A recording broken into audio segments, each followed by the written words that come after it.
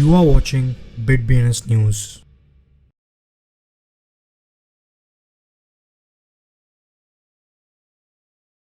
आज के headlines.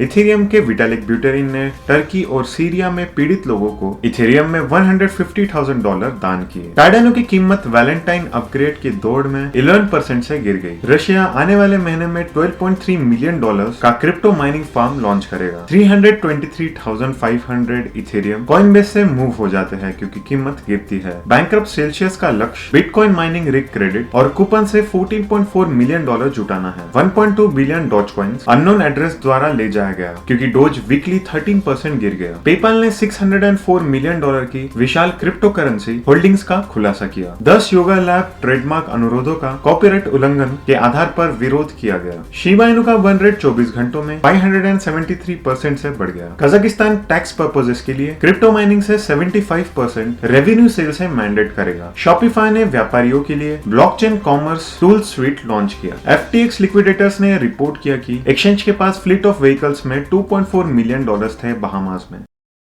Ethereum के सह-संस्थापक विटालिक ब्यूटेरिन ने टर्की और सीरिया में हाल ही में आर्थिक सहायता के लिए 99 ETH का महत्वपूर्ण दान दिया है। ETH के डोनेशन की पुष्टि लेन देन के द्वारा की गई थी और रिसीवर के वॉलेट में लगभग 393 ETH होल्ड करता है, जिसकी कीमत $600,000 होती है। कॉइन मार्केट कैप के आंकड़ों के अनुसार ADA की प्राइस नियरली 11% से डाउन हो गई है लास्ट 7 दिनों में और अभी ट्रेड कर रही है $0.3603 पर। यहाँ पर एक नेगेटिव इन्वेस्टर सेंटिमेंट है, स्पेशली जब बिना अपग्रेड के प्राइस नीचे जा रही है। Russian federation crypto mining facility launch करने के ऊपर विचार कर रही है, जो कि $12.3 मिलियन की होगी कुछ अगले महीनों में। रशियन मीडिया RBC के द्वारा रिपोर्ट किया गया यह मैसिव डेटा प्रोसेसिंग सेंटर बुलातिया में लोकेटेड होगा, जो कि ईस्टर्न सिबेरिया में रशियन रिपब्लिक है। वेल अलर्ट क्रिप्टो ट्रैकर के द्वारा रिपोर्ट किया गया कि पिछले 24 घंटों में $500 बिलियन के इक्विवेलेंट इथेरियम US के क्रिप्टो एक्सचेंज कॉइनबेस से निकल गया है। यह हुआ जबकि सेकंड सबसे बड़ी क्रिप्टो करेंसी ने मार्केट कैप में 10% से ज्यादा खो दिया एक वीक में और 24 घंटों के टाइम फ्रेम में 1.20% से नीचे गिरी। बैंकरप्ट क्रिप्टो लेंडर सेल्सियस एम करता है कि वो क्रेडिट्स और कूपन बैक्ड बाय बिटमेन से $14 मिलियन क्रेडिट में जुटाएगा। सीईओ क्रिस्टोफर का ये कहना है कि सीईओ क्रिस्टोफर ने बैंकरप्सी कोर्ट फाइलिंग में ये बताया। फेरारो ने ये कहा कि कूपन्स माइनिंग बिजनेस में कोई यूटिलिटी नहीं दे रहे हैं। बड़े क्रिप्टो लेन देन में प्रमुख ट्रैकर वेल अलर्ट ने लगातार 3 ट्रांसफर्स देखे, जिसमें प्रत्येक ने 400 मिलियन डॉज कॉइन मूव किए गए। कुल मिलाकर 1.2 बिलियन डॉज कॉइन को उन वॉलेट्स के बीच मूव किया गया जिन्हें ट्रैकर ने अज्ञात के रूप से नाम दिया है। इसकी वैल्यू रिकॉर्डिंग के समय लगभग $100 मिलियन